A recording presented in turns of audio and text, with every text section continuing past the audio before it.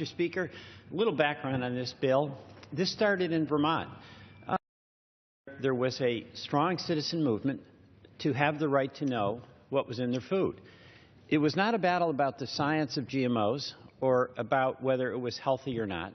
It was really based on the proposition that for a consumer who wishes to know what is in their food, whether it's the number of calories or whether it's GMO produced, they had a right to know. It's as simple as that. The irony here is that the pushback has been from folks who are advocating the benefits of GMOs, and if they're so great, and I'm not disputing what some of their benefits may be, why not brag about it by putting it on the label? Why hide it? It really doesn't make a lot of sense.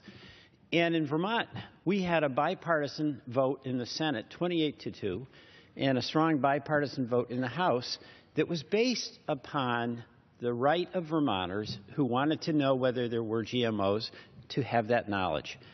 There was a lot of pushback initially by industry, but some of the industry has kind of got it right. If the consumer wants to know, let them know. Kellogg's, Campbell's Soup, both now have labeling on their products and let the consumers know. What's really the big deal? Now, we've got a bill from the Senate that, frankly, when you look at it, it's kind of dumb.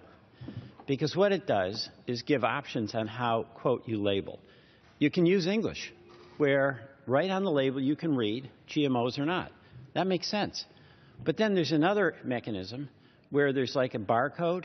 You've got to go to the store with your iPhone, scan the barcode.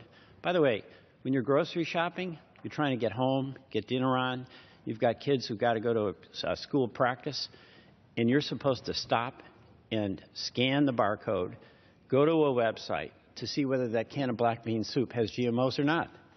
And then the other option you can have is you can, in the store, dial a 1-800 number, get a call center, probably overseas, and talk to somebody and ask them whether this can of soup that you're holding 5,000 miles away from the person you're talking to contains GMOs or not. 30 seconds.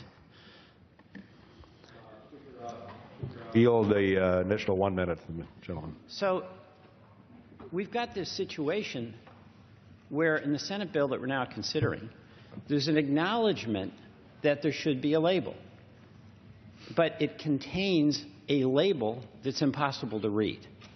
So if there is an acknowledgement about the right of a consumer to have access to the information, why not give them the information in plain and simple English? We don't have to do dumb end arounds in order to give consumers the information they're seeking. And that's the essence of the opposition to this bill. Make it simple, keep it simple, let people know what it is they're buying so they can make the decision. I yield back to